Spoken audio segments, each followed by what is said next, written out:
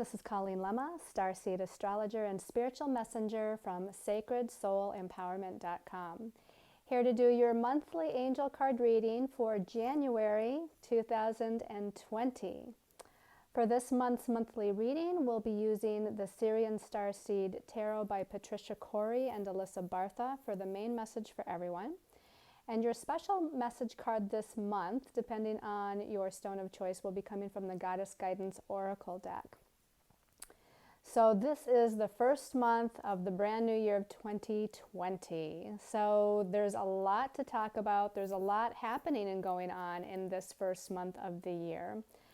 But let's go ahead and start by showing you your stones of choice for that special message card. Your first stone of choice is this beautiful Lemurian seed crystal. This is a perfectly raw crystal. It's not been cut or polished. It's natural, but look at the shape of that. It's just so clear and clean, and we have this record-keeping information with this Lemurian seed crystal, because I don't know if you can see, but there's these little ridges and edges on the sides here of the crystal, and we have this beautiful point that comes at the top. It's almost like a wand that can really direct the energy, and that's one of the things that I think we can define this crystal as, is that it's a director of energy. It's a focused director of energy with this point. And again, it has these ancient information and higher guidance, wisdom, knowledge that's encoded in this Lemurian seed crystal. And it can provide us, as all clear quartz crystals do, it can provide us with clarity as we move into the new year. So we have focused power and we have clarity here.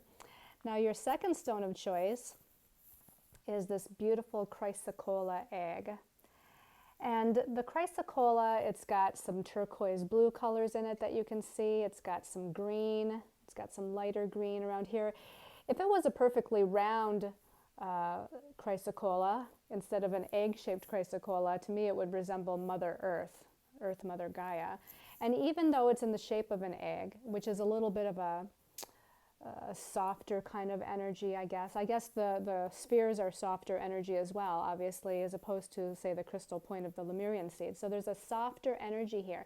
And we have both heart chakra energies of opening up to that unconditional love, that compassion, that healing within the heart chakra. We also have that turquoise of the throat chakra, of speaking our truth, of being authentic and being clear, channeling information, sharing information with other people. That would be all that throat chakra turquoise energy here. And oftentimes with the egg-shaped crystals, they're used as a soft clearing and balancing of the aura.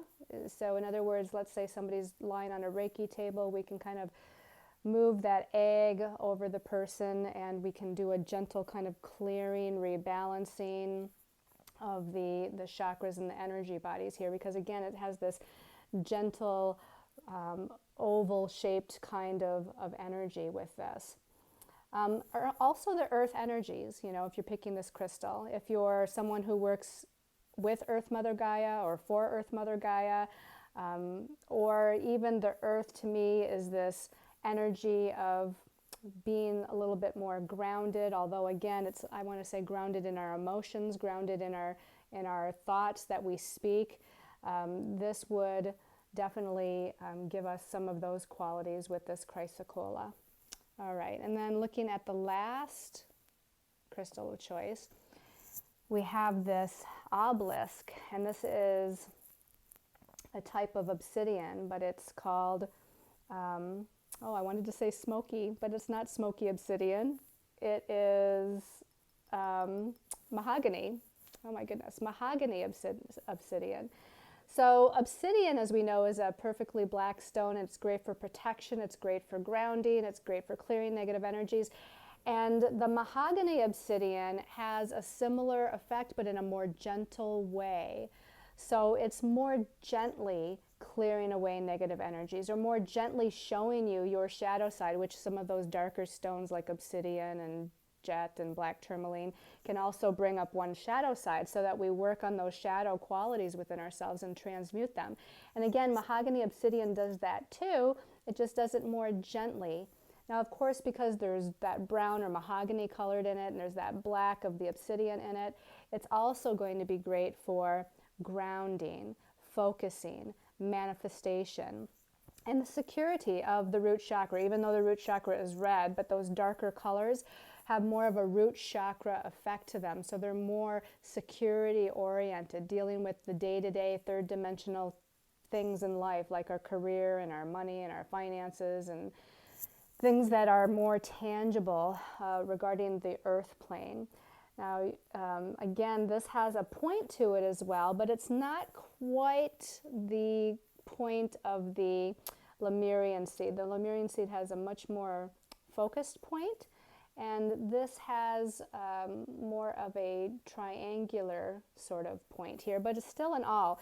It can help to focus. So in other words, if you're focusing on manifesting something as we enter the new year and in the month of January, then this can help to, again, bring things down into manifestation. Okay, so again, your stones of choice are the Lemurian seed, clear quartz crystal. We have the chrysocolla, the egg-shaped chrysocolla, and we have the mahogany obsidian. Okay. All right, so let's talk about the energy of January 2020. Wow, okay, so I want to just backtrack for just a minute, because we're going to have an eclipse in this month of January, full moon lunar eclipse, but I want to talk about the new moon solar eclipse that we had on December 25th, 26th around Christmas, because that's a part of this eclipse season, so to speak. Now, when we have new moons, they're about new beginnings. When we have full moons, they're about completion, releasing, healing, letting go. And when we have eclipses, they intensify the energies. So we have more intense energies, more intense endings and new beginnings, more intense planting of new seeds or completion of old energies. We have an acceleration of events unfolding with the eclipses. Things start to happen more quickly during eclipses, or at least the initiation of those things. Actually, the eclipses are in fact for a much longer time than a regular new or full moon. So rather than the new moon or the full moon being in effect for 2 weeks until the next new or full moon, we have the eclipses, which are in effect for weeks to come and even months to come until the next set of eclipses, which isn't until the summertime of 2020. So when I say a lot of changes and acceleration of the unfolding of events, it's just the beginning of that. So again, for weeks to come, we're going to see how our lives are being redirected, how the circumstances and situations and possibly relationships in our lives are being affected by the eclipses. So the new moon solar eclipse that we had on December 25th, 26th was at 4 degrees of Capricorn. And Capricorn is a sign in the zodiac that rules our goals, our career, our ambition, who we are out in the world. It rules authority. It rules patience. It rules time. It rules the third dimensional patriarchal systems, government, politics, etc. And with Capricorn, we need a plan. We need organization. We need a focus. And again, we take things step by step with those earth signs. So there's a step-by-step, again, timing element with the Capricorn energy. So the new moon solar eclipse in December was initiating something new on a grand scale. Again, who are we out in the world? How do we want to project ourselves or be seen out in the world? Our success, our respect, etc., and our career path or destiny path, if you will, is indicated in some way. And to me, destiny path, life path means beyond the career path. To me, it means the big picture of the soul and the soul's direction in this particular incarnation. And that's why I see it more, again, as destiny path, life path, the big picture of the direction that the soul is going in regarding its evolution and growth. Not just about the third dimensional career, but above and beyond that. So that eclipse, again, was a new beginning. It also brought in some potential endings, because right before the new moon solar eclipse, we have the dark of the moon phase, which can be about some sort of releasing or letting go. And now that we have a full moon lunar eclipse coming up in January, things are going to come to a head, to fruition, and then thereafter completion. Full moons, after they come to its intensity and its fullness, bringing something again to a head, so to speak, then the moon starts to wane again, or lessen, if you will, back to the new moon state. So then there's this big releasing that goes on. So these eclipses that we're experiencing as we right before we entered 2020 and as we enter 2020 here in January, are bringing some huge endings and new beginnings. And we'll talk a little bit more about the degree that that full moon lunar eclipse is once we get to that. But I want to start by talking about the numerological vibration of the month of January. And in fact, we need to talk about the numerological vibration of the year 2020, because that's important as well. In 2019, we were more in a year that talked about our belief systems, how we perceive things, how we understand things, our perspective on things. It was about expansion. It was about creative self-expression. There was kind of a divine feminine sort of feeling to 2019, where we had to just kind of go with the flow, if you will. I feel like a lot of us were trying to take actions, but maybe the actions, the timing just wasn't right. Things may have not been unfolding the way that you would have liked, or in the timing that you would have liked, which is why it was about our belief systems in 2019 and how we perceive what was going on in our lives. And again, to change our belief systems about how we perceive what was going on in our lives, or how we looked at ourselves too. Now that we're going into 2020, it has more of a masculine energy feel to it.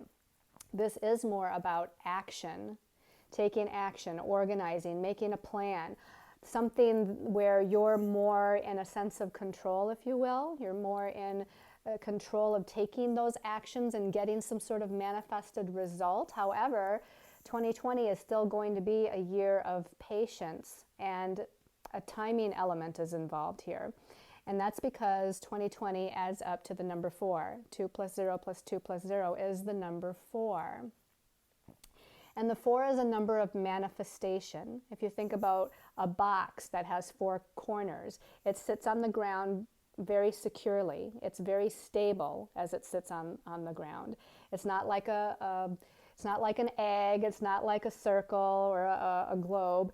It doesn't have that free-flowing, roll-around kind of energy here. A box is very stable. It sits there, and sure, you can kind of push it along, but it's not going to roll, okay? So it is what it is. It's stable and secure. So we're building a solid foundation in 2020. We're needing to focus and make a plan. That's what the number 4 is about. And the number 4 is about step-by-step movement, staying determined, having perseverance, and having that patience as we take that step-by-step movement. It's about paying attention to the details within a 4 kind of energy. And the 4th major arcana in the tarot, which I pulled the card from the Syrian Starseed Tarot, in this deck it's called Reason. Now, in most traditional tarot decks, the 4th major arcana is the Emperor. And even here we have an emperor, a king here, sitting on his throne. And he's not taking fast movement. He's not, it doesn't even appear that he's taking action, although he is holding a talisman here. And he's got some magical symbols above his head here as well. And these are actual symbols of the elements of earth, air, fire, and water, as well as the 5th element of ether. So he's utilizing the elements, or the elemental energy, and he's utilizing this magical talisman, but you can see he's sitting patiently on his throne, and he's waiting. He's waiting for whatever magic to actually manifest something, and that's kind of what this year is going to be about. Now, back to the Emperor in the traditional tarot. The Emperor is an authority. Okay, this is about you owning your inner authority in this year 2020. It's about you being a leader. It's about you being, again, patient And it's about you being logical. The Emperor is about logic. We don't get to be a king of a country or a king of a state or whatever you want to call it without being logical, practical, grounded, and really using your head.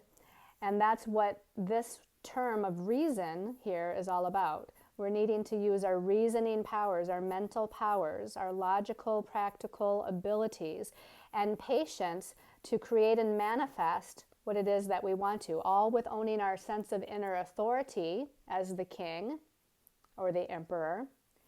But sometimes the emperor, if it goes into the, if you want to call it the negative or the not so positive, can become too controlling or too rigid. So we will have to, in this year 2020, be aware to not become too controlling, too closed in, too closed off, or too rigid, or even too focused, and not allow new possibilities. And you can see here again, he's working with all these different possibilities, all these different elements he's working with. With this talisman, he's working with it. He's not just necessarily focused on one element or one idea or one plan.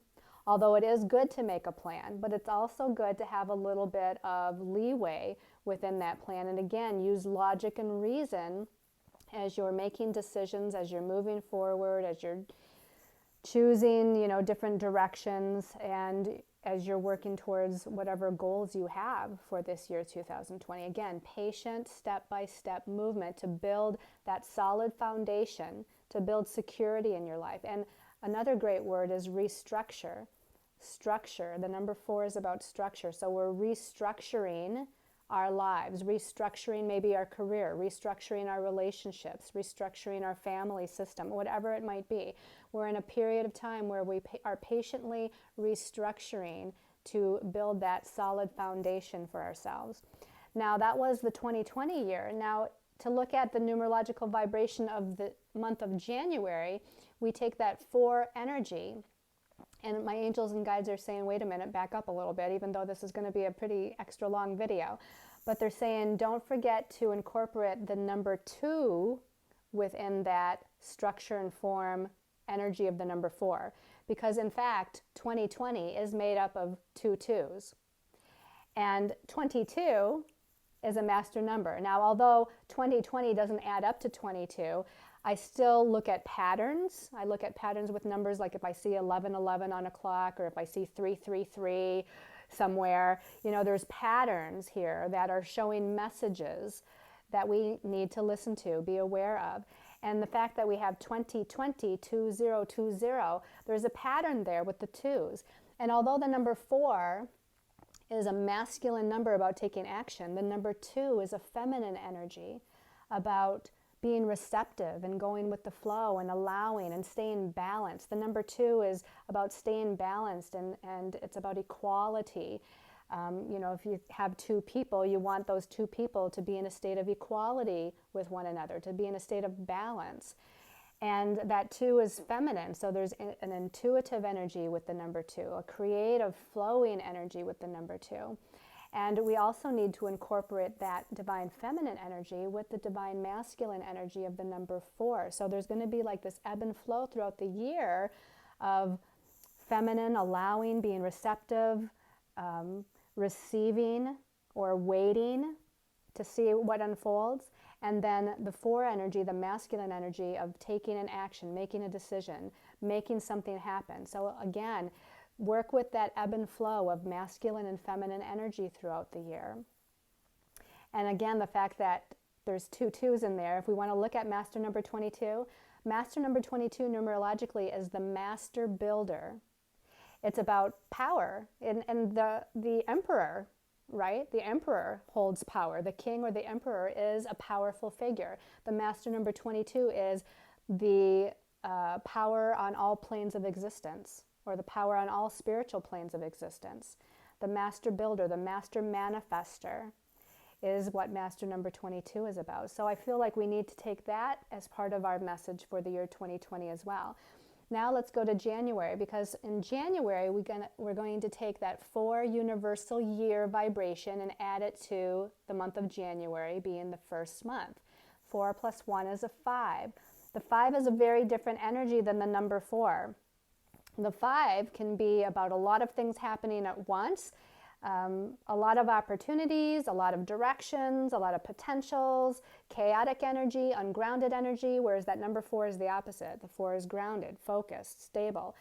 So this tells us that the month of January within the year 2020 is going to be one of those more chaotic kinds of months within a year of us seeking stability and structure.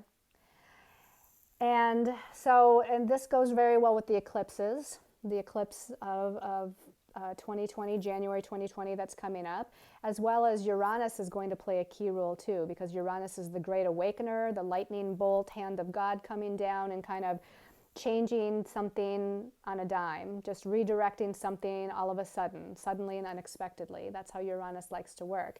And we'll get to when that happens as well in a moment.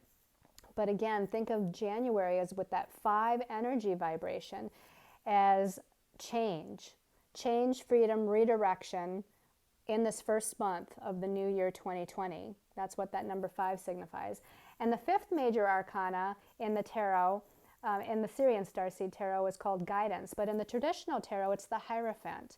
And the Hierophant is about a religious authority figure or a spiritual authority figure, which is giving you guidance. So it's about an earthly human being of some sort, like the Pope or a bishop or someone who has some sort of spiritual authority, but who is in the flesh, that's giving you some sort of guidance or message as to what you should do next. Now, I like the Syrian Starseed Tarot because it's called guidance, and we have the figure of a Buddha here on this card. So this is us finding our own inner guidance, tapping into your higher soul self, the wisdom and the messages and the information that is within you according to your higher soul self. Buddha, the Buddha energy here to me is a very spiritual energy representing our angels and guides, so not in the earthly flesh. So I feel like, with this being the card that I'm showing you, that we are needing to not necessarily always be looking outside of us, although there is room, there is a time and a place for that as well when we're needing to seek guidance, whether it's from a lawyer or from a priest or a rabbi or, again, some sort of authority figure that can help us because maybe we don't know and we don't have all the answers. They can give us some guidance, but we still need to tap into our higher truth, our higher wisdom. We still need to tap into finding the message or the truth within ourselves by tapping into, again, our higher self and those on a higher dimensional plane, okay? And in that way, it kind of marries the both of both worlds. We're seeking guidance on an earthly level, but we're also seeking guidance on a spiritual level, which is part of that ebb and flow of the number 2 being feminine and the number 4 being masculine. So, again, I feel like this is something that we need to pay attention to as far as not always looking outside of yourself for the answers.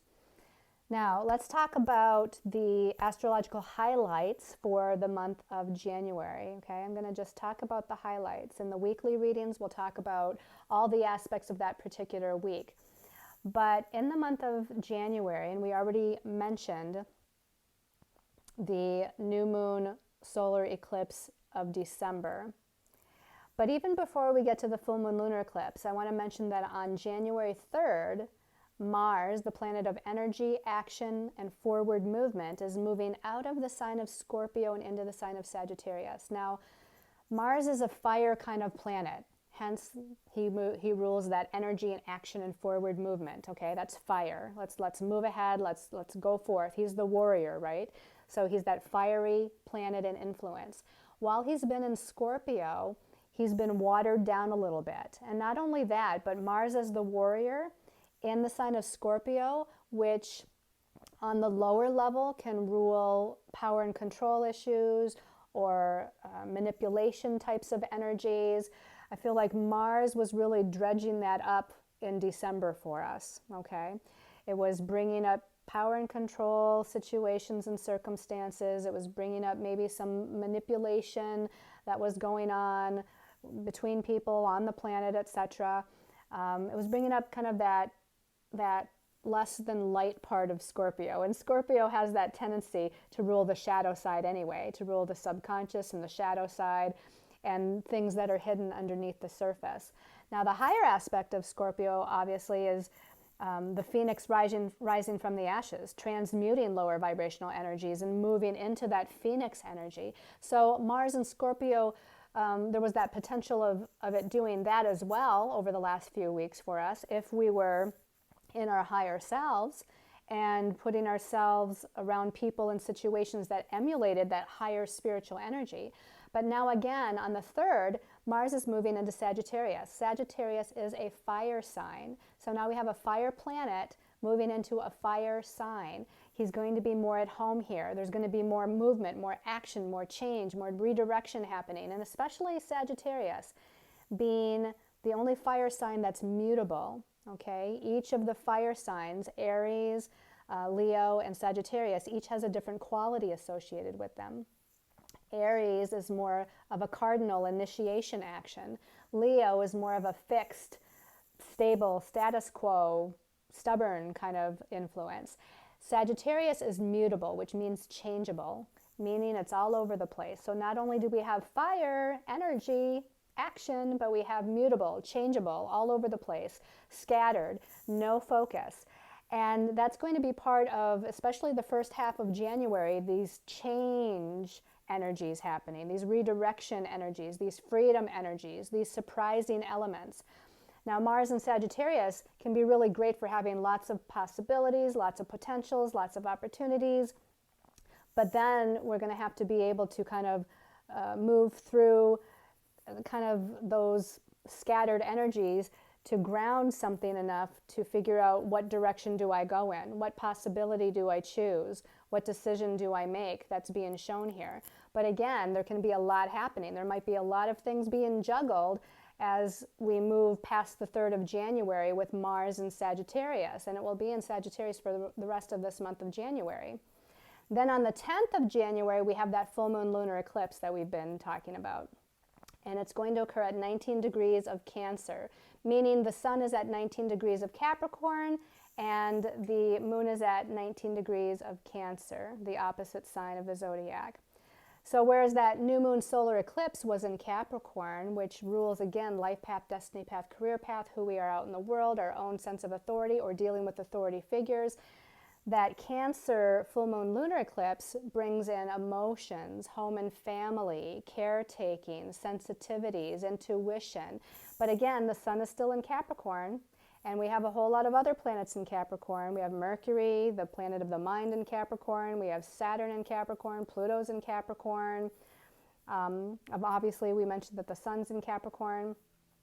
So there's a lot of Capricornian influence when it comes to career, money, our goals, our ambitions, status, respect, authority, power, that kind of thing. So there's going to be some changes on a huge level. Now, again, the full moon brings a sense of completion. So again, there's endings and new beginnings with these eclipses that are coming in. Also on the 10th, the same day as the full moon lunar eclipse, Uranus, which I mentioned earlier, is going back to direct motion at 2 degrees of Taurus, which is another earth sign. However, it's a fixed earth sign, so it's more stable. But Uranus is not a planet that's stable. He's kind of the expect the unexpected energy, and he's the revolutionary, and he's the great awakener, and he is that like lightning bolt that comes down and goes, everything that you thought was here, stable and secure, is now not. And that's not necessarily in a bad way. He shakes things up, he changes things, he frees us from things, because sometimes we get into a place where we're just in the status quo, where we're just too comfortable with the sameness. And our evolutionary journey as a soul is calling in change, is calling in some sort of redirection in our lives, but we might not be making the decisions or moving in that way. So Uranus comes in to help us, to free us, and to give us a sense of independence and movement forward, and it revolutionizes our life.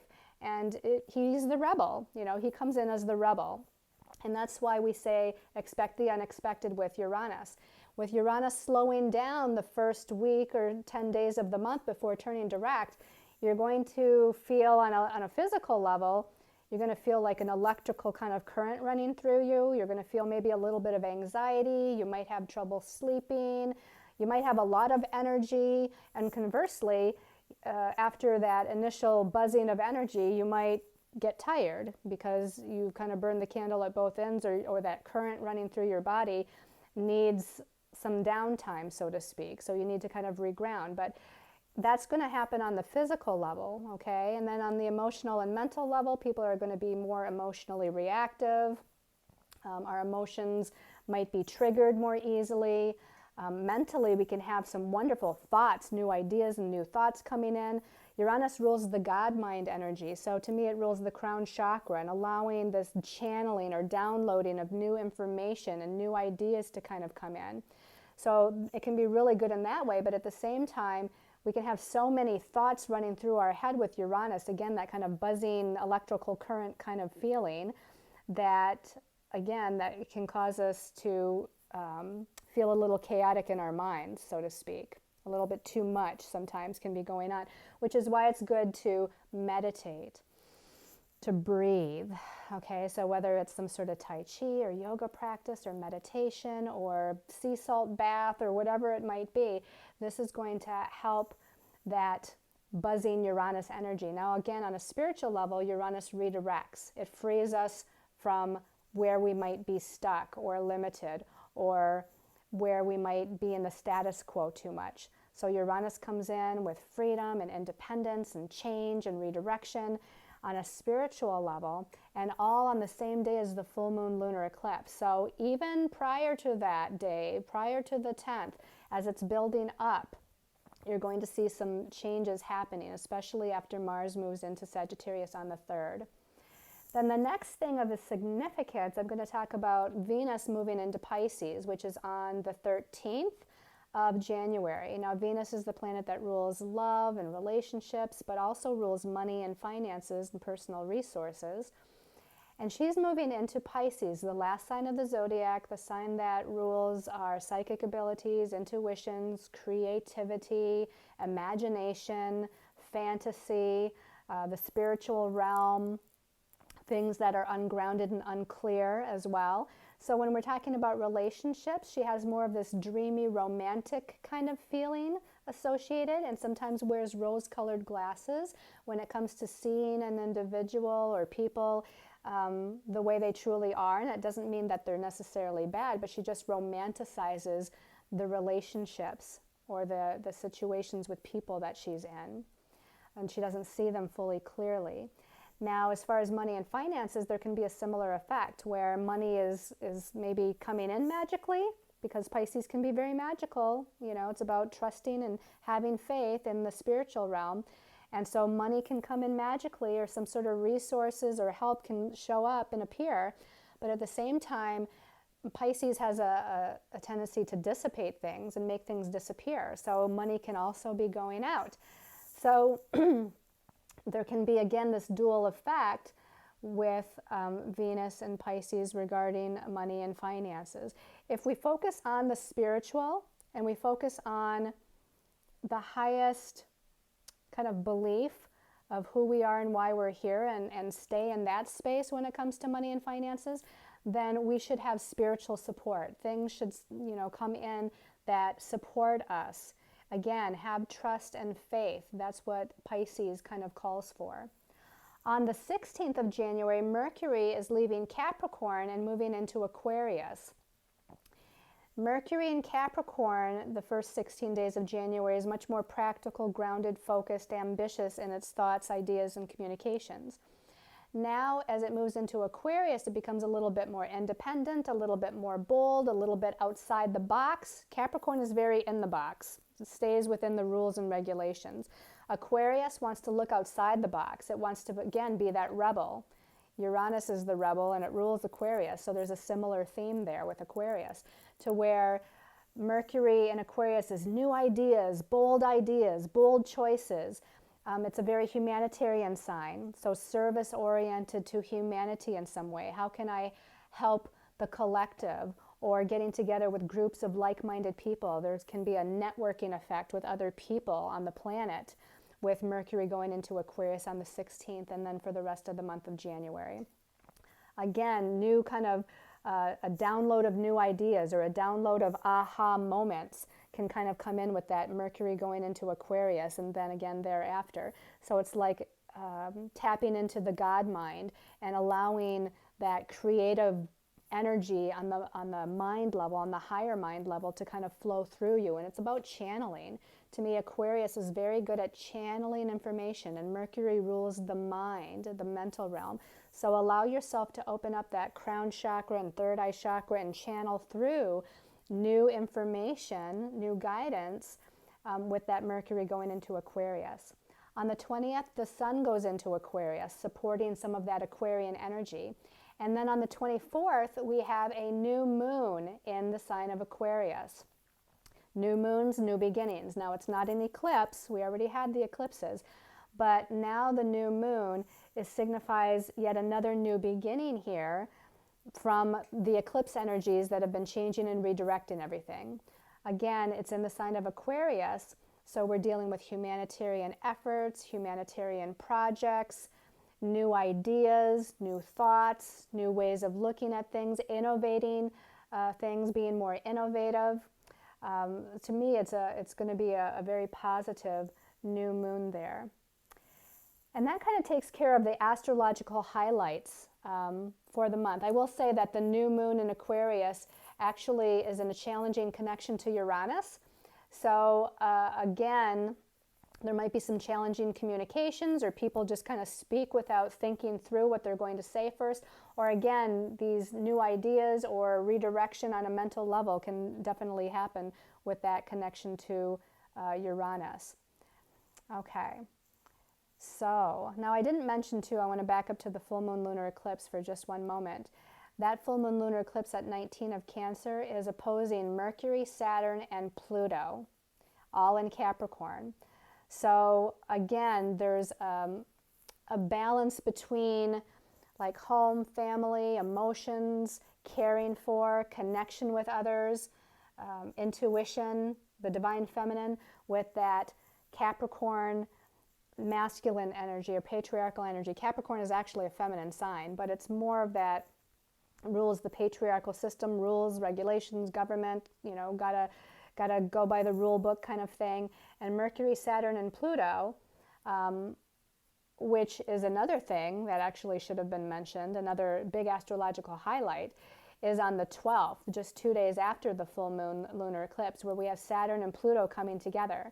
Now, we've been feeling Saturn and Pluto as they've been coming together since early December, at least from the second half of December on, because it's been bringing up a lot of karmic power and control issues, because Saturn rules karma, past life karma, karmic lessons, as well as authority figures, as well as the patriarchal system and rules and regulations.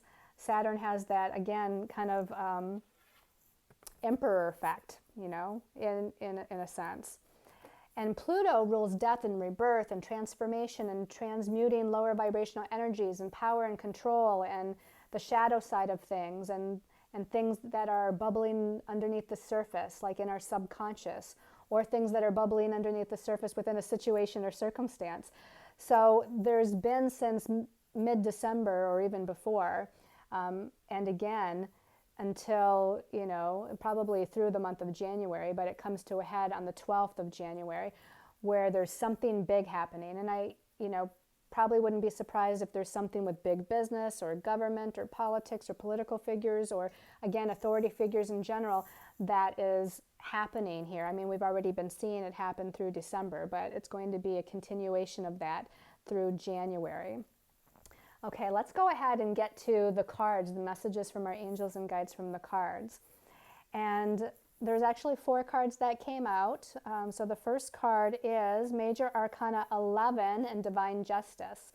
And haven't we been talking about balance with the 2020, with the number 2s? And here she's holding the scales of balance and justice. Now, I feel like this is a karmic rebalancing. I feel like this is what this card is talking about with the eclipses, with Uranus turning direct, with the Saturn-Pluto influence. That's very important and was just mentioned. There's a rebalancing on a karmic level. If you've been in a place where you're balanced in your higher soul self, then the karmic feedback or the kickback basically is going to be positive in your direction. If you've been, as you know, some people on the planet have been more in their shadow side and operating out of their shadow side or lower ego, then the balancing of the scales here might not be in their favor. So there's a karmic rebalancing that's coming on. Here the Lady Justice here, she's in the universe. She's kind of in this portal of energy within the universe. So we're definitely talking about a rebalancing of the scales, a rebalancing of the energies that somehow is taking place. And even if there are challenges that come up in your life and you say, well, wait a minute, I'm a good person. I've been putting out a lot of good energy. Don't get stuck into a place of fear or anxiety. If there are some challenges that come up, know that in the end, things are going to karmically rebalance themselves in your favor, and to stay in a place of faith and trust that that is happening. The universe here has got your back. Your angels and guides have got your back. So call upon them, ask them for their assistance, and stay in a place of balance and peace as you move through any potential challenges that come up. Now let's go ahead and take a look at, I want to say that she's blindfolded too. So again, you may not see everything there is to see. In other words, things might be happening around you chaotically, or there might appear to be those challenges, but you're not necessarily seeing what's happening on a spiritual level, and that's why she's blindfolded. There's something that's reorganizing itself on a spiritual level that needs to be kind of in your awareness. I want to say paid attention to, but if it's happening on the spiritual realm, you might not be able to see what that is. But just have an awareness that everything that you see with your physical eyes isn't necessarily what's really happening on a spiritual level. Let's take a look at the next card here. Okay, the next card is the Five of Orbs. The Five of Orbs is the Five of Air, the Five of Swords in the traditional tarot. And the number 5, which is the vibration of the month of January, again, can mean chaos, a lot of things happening, confusion. And this is in the mind, okay? And it doesn't mean that it's just all in your mind and you're making it up. But it means on a mental level, you're having, anxiety on a mental level. There's a lot of thoughts swirling around on a mental level. There's a lot of things, even on a physical level here, even though this is a card of the mind, I want to say even on a physical level, there's probably a lot going on. You can see this figure here is juggling 5 orbs. So they're trying to juggle a lot of things. They're trying to take care of a lot of things, which may be causing some anxiety or nervousness or confusion. And isn't it interesting that this figure is also kind of masked? There's no face here on the figure. It's just kind of this blank expression. So not only is Lady Justice blindfolded, but this person, if you will, also has this kind of mask to where they're not able to really see with their physical eyes what's going on and happening. They're just trying to maneuver through all of the chaos that's going on around them. And let's just say it's not just chaos too. I mean, maybe it's just a lot of busyness. Maybe there's a lot of wonderful things going on, but they're happening all at once. And you're feeling a little overwhelmed, even though it's a good overwhelm, because it's a lot of maybe good things that are happening, but you're still having to juggle them and being able to focus long enough on any one thing to do something with it, and also not get too lost or overwhelmed with the fact that you're so busy, okay, which can be good. If you're, someone who's an entrepreneur, or you're in business for yourself, you might get really busy in January. Maybe you're, someone who guides people, assists people, gives people information or educates them in some way. You're going to get really busy. There's going to be a lot of people coming to you. Or even if it's you own a store or whatnot, you're going to get a busy period here to where things get very busy. I also want to say to look at other opportunities, look at other ideas, look at other potentials that you can do in the month of January. New ideas, okay? New ideas that come in try them out, see what can happen from them. But a lot of times with the 5, there is some sort of confusion and chaos. And you can see there's dark clouds there, so there can be some challenges on a mental body level. Now, there was another card that came out with that one. Let's look at that second card. I guess it's really the third card, but it came out with the second card. Okay, so this is another orbs card, and this is the 3 of orbs. And the number 3 is normally, in numerology, a number that deals with prosperity and abundance, but it also deals with drama and the expansion of energies. And you can see by looking at this card, which is, again, the 3 of swords, it doesn't have a very happy look to it. There's dark clouds here. There's a lightning bolt coming down from the sky.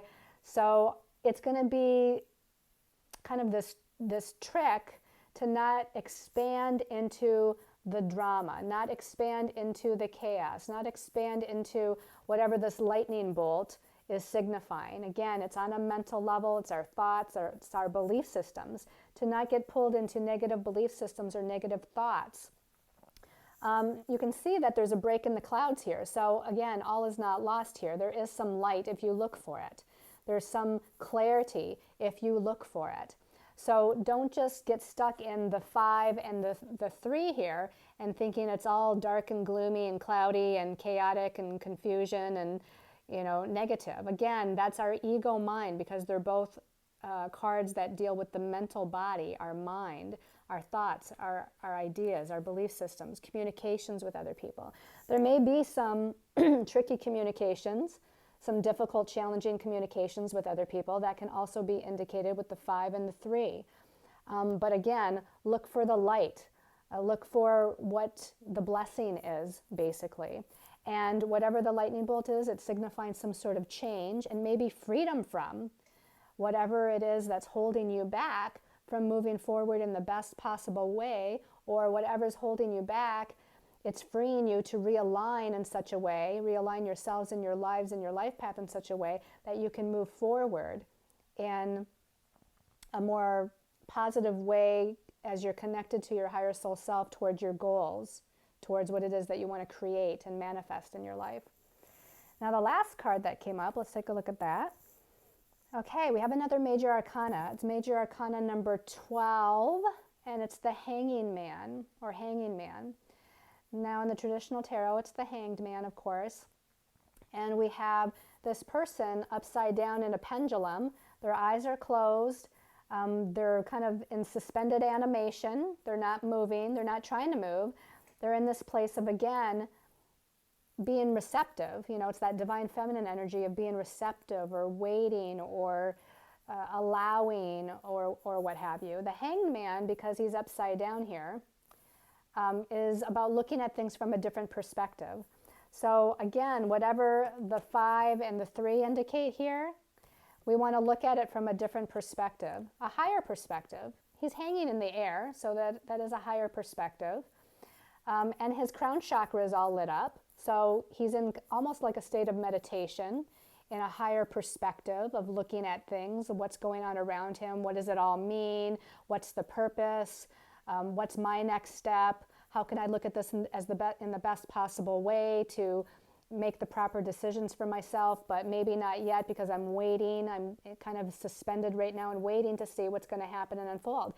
And with the eclipses, it's a good thing too, if you can wait to initiate something of importance, it might be good to wait until those eclipse energies kind of clear or calm down a little bit, to see what unfolds, to see what comes of what's already been occurring in the month of January. Now, another thing is that the Hanged Man here, again, he's in this state where his eyes are closed, and I find it interesting that, again, the Lady Justice is wearing a blindfold. This figure is wearing a mask with no physical eyes, and the Hanged Man has his eyes closed. And so it's almost as if, again, we don't want to see with our physical eyes what's going on because we might misinterpret what it means if we just look at it physically from a physical eye perspective. We want to close our eyes and go into this more meditative state and connect more spiritually. And therefore, try to understand from a higher perspective or higher spiritual level what's really happening here. Why are these things changing? Why am I being redirected on my path? And waiting again, rather than making some sort of reaction or reactionary decision based on the changing energies in the moment, to just kind of wait it out, stay in a place of peace and balance, and wait to see until when things kind of settle down a little bit, which is probably moving into February, how I can proceed in the best possible way. Now again, if you need to make a decision or take an action in the month of January, it's okay. Just make sure that, again, you center yourself and ground yourself as best you can to make that decision, okay? I'm not going to tell everybody to wait until February to make any kind of decision or take any kind of action, but just know that you want to be grounded, you want to be in a state of balance and peace, and you want to look with your spiritual eyes and not just your physical eyes at what's happening before you make those decisions. Okay, let's go ahead and take a look at the special message card, depending on your stone of choice. So for those of you that chose the Lemurian seed crystal, and thank you, by the way, for hanging in there. This is a long video, but it is the first month of the new year, and we did want to talk a little bit about what that meant as well, and of course the eclipses, and just a powerful month. So, okay, so kind of shuffling these cards, and we're looking for the Lemurian crystal, and this one's calling my attention here. Aha, Anya, leap of faith with Anya. I love this. Okay, take a risk and put your heart's true desire into action. To me, this is about freeing yourself. This is Uranus energies coming in, and it's saying free yourself from what holds you back. Take a leap of faith, take a risk, make something happen in your life. And again, I know I just said to kind of hold off on decision making, and you know, it's up to you. I want to say go with your inner guidance as far as what that means. Go back to the inner guidance of your inner Buddha, basically, and make that decision. Do I make this leap of faith now? Do I wait a little bit till the energies settle down? Do I wait till later in January or into February? But this is telling you that there's going to be a leap of faith that you're taking. There's going to be a change that you're making, and it's time. It's time to take that leap and take that risk. It's time to fly free and fly higher. Don't hold yourself down. Don't weigh yourself down. Maybe this is about career. Maybe it's about relationship. Maybe it's about moving somewhere new. Whatever it might be, this is saying it's time for you to soar. She's almost like soaring through the air up and into the heavens, basically. She's got this wonderful light here that she's moving up towards. So this is a wonderful card saying that there's changes ahead for you, and to move towards them with a sense of adventure, to move towards them with a sense of wonder, to move forward with them or towards them with trust and faith. Okay, for those of you that chose the chrysocolla egg, this one's calling my attention. Coventina, purification. Okay, so those eclipses are really bringing in a purification sort of energy, physically, emotionally, mentally, spiritually, within your lives. She's got all the colors of the chakras here. She's got different elements in her hands here. She's got a bird for the air, mind, thoughts. She's got a cup, a chalice for water, emotions. Excuse me. It says it is time for a cleansing detoxification of your body and mind. You might want to actually do a purification cleanse for your physical body. That might be part of it, because some of these energies are very high vibrational, and the physical body is the densest part of our beingness, and we need to support it by eating well, eating right, doing a cleanse, maybe even a short fast, drinking lots of purified water, and excuse me, sorry about that, and also purifying your mind, your thoughts, your belief systems, and rebalancing your chakras, to me, is also indicated. Which chakra is stuck? Which chakra is clogged, so to speak, or not, working efficiently? Are we talking about security matters in the base chakra, matters of sexuality or passion, sacral, your sense of power or confidence of the solar plexus? your heart, your emotions, love, speaking your truth, throat chakra, seeing or perceiving on the third eye chakra, or knowing and understanding higher wisdom and seeing something from a higher perspective, crown chakra. So work with whatever chakra needs assistance right now and allow this purification to take place. Okay. For those of you, sorry, I'm getting a dry throat and I didn't bring my water with me.